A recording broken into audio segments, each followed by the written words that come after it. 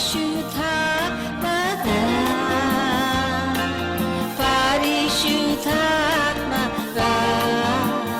నన్ను నడిపించు ప్రభు పాద సన్నిధికి పరిశుద్ధాత్మగా.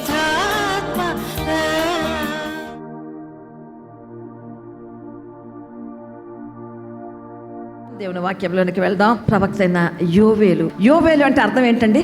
యెహోవాయే దేవుడు అంటే Jehovah is the true God. ప్రియులారా, ఇది రాసినప్పటికీ పరిస్థితులు ఏమీ బాలేవు. అనేకములైన బలులు సమర్పిస్తూ ధూపము వేస్తున్న ఆ దినాలలో యోవేలు ఒక స్థిరమైన శ్రేష్టమైన వ్యక్తిని పరిశుద్ధాత్మ దేవుడు స్థాపించాడు. పరిపాలకులైన రాజులు కూడా ఏ విధముగా కూడా మంచి లేదండి వారిలో. మత్తులారా అంటే ద్రాక్షరసం తాగి విర్ర వీగి వాళ్ళ దుర్నీతి కార్యములు క్రియలు చేసినట్లయితే ఉగ్రత వారి మీద వస్తుంది. తెగుళ్ళు వచ్చేస్తున్నాయి, ఒక విధంగా మిడతల దాంట్లో వచ్చేస్తున్నాయి. మంచి పంట బయటకు వచ్చింది, కోతకు వచ్చింది అంటే టైంలో గొంగళి పురుగులు తినివేస్తున్నాయండి. బాగా కడుపు నిండా తిన్నాక మిగిల్చాయి మిడతలు దండులుగా తినివేస్తున్నాయండి. మిడతలు ఏదో కొంచెం విడిచాయంటే పసరు పురుగులు తినివేస్తున్నాయండి. బాగా కడుపు నిండా తిన్నాక మిగిల్చాయి చీడ పురుగులు వచ్చేసాయి. ప్రియులారా, నైవేద్యం రావలేదు. పానార్పము యెహోవా మందిరంకు రాకుండా నిలిచిపోయనే. ఆ రోజుల్లో బలిపీఠం యొద్దకు, యాజకుని యొద్దకు ఆ విశ్వాసులు 2 రకముల అర్పణలు తెచ్చేవారు. మొదటిది ఏంటంటే నైవేద్యము, రెండవది పానార్పణము. నైవేద్యం అంటే గోధుమ పిండిని ఒక కొలత ప్రకారం తీసుకుంటారండి. దాని మధ్యలో ఒక రంధ్రం చేసి దాని మీద సాంబ్రాణి కూడా పోసి వెలిగించి అది దేవునికి సమర్పిస్తారు. That is what is called the grain sacrifice.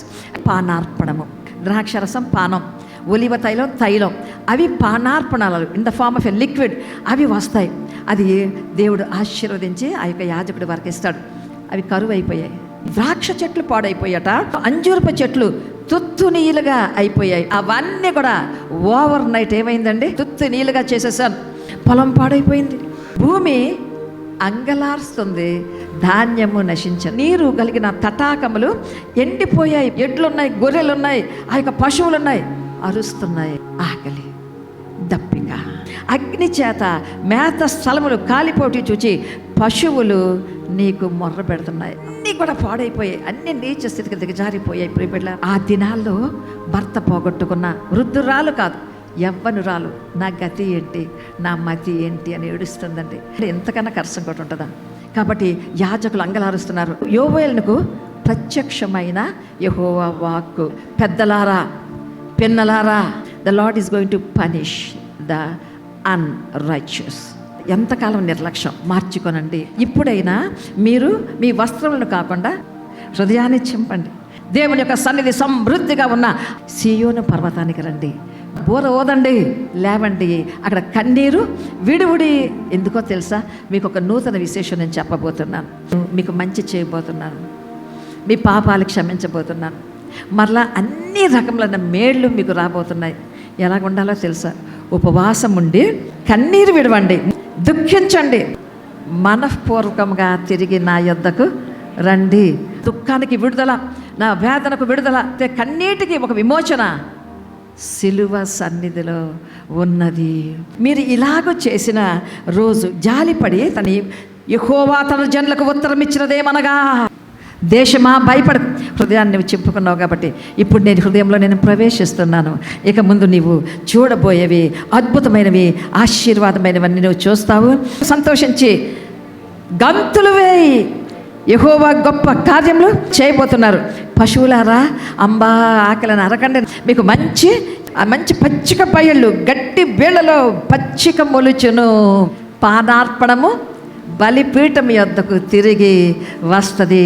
ప్రియబిడ్డలారా, తొలకరి వర్షము, కడవరి వర్షము మీకు అనుగ్రహిస్తాను. తొలకరి వర్షం, కడవరి వర్షం కుమ్మరిస్తానంటే ఇది ఒక ఆశీర్వాదానికి సూచన.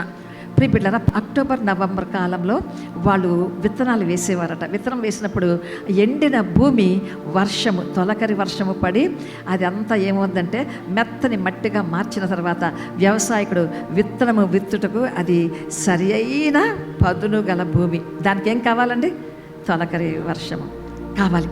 కడవరి వర్షం అంటే ఏంటంటే మరలా వారు ఆ యొక్క మార్చ్ ఏప్రిల్ టైంకి వచ్చేటప్పటికి కోతకాలం. ఆ కొయ్యాలంటే వాళ్ళకి ఏం కావాలి? ఈ యొక్క విత్తనాలు బలంగా మార్చబడాలంటే, పంట సమృద్ధిగా పండాలంటే మరి ఒక వర్షం కావాలి. కడవరి వర్షం. భయపడకండి, గంతులు వేయండి. మీ కొట్లు ధాన్యముతో నింపబడతాయి. మంచి కొత్త ద్రాక్ష రసము, కొత్త తైలముతో. గానుగలు సరిపోవు, వాటి మీద పొంగి పొరులుతాయట. మీరు కడుపారా తిని తృప్తి నొందిన తర్వాత మంచి అద్భుతమైన వింత కార్యములు జరిగించి యెహోవా నామము స్తుతించినట్లు ఆఖరిగా ఏమంటారు తెలుసా ప్రభువారు? నేను ఎంతగా పంట పండిస్తానంటే 60 100 ఫలింప చేస్తాను. దేవుని నామమునకు మహిమ కలుగునుగాక. జీవిత విధానం మారిపోయింది. ప్రభువు వారు తొలకరి వర్షాన్ని నా పైన కుమ్మరిస్తున్నారు. వాక్యమనే విత్తనం నాకు విత్తుతున్నారు.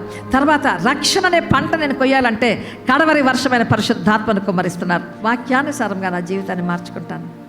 దైవాంగీకరమైన జీవితం నేను జీవిస్తాను. వినాశనము కాదు, ఆశీర్వాదము నాకు గుర్తయ్యున్నది. తొలకరి వర్షమైన యేసయ్య విత్తనం అనే సువార్త మీ యొక్క హృదయాల్లో నాటబడే ధన్యత పొంది కడవరి వర్షమైన పరిశుద్ధాత్మ అభిషేకము ఆ యొక్క పంట మీద కొమ్మరింపబడి మీరు నీతి ఫలములు ఫలించెదరు గాక.